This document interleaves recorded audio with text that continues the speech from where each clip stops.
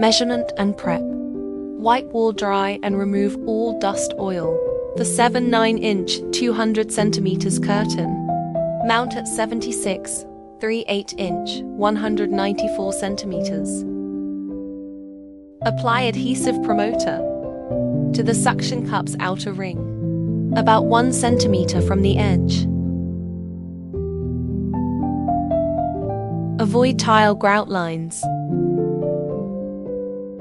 Center the cup on a flat surface.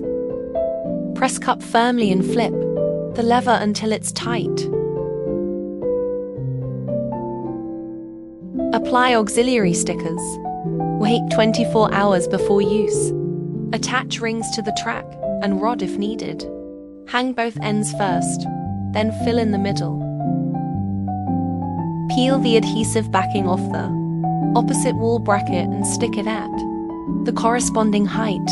Open the foldable frame and rest the rod on the bracket. Fold it back to the wall when not in use to save space.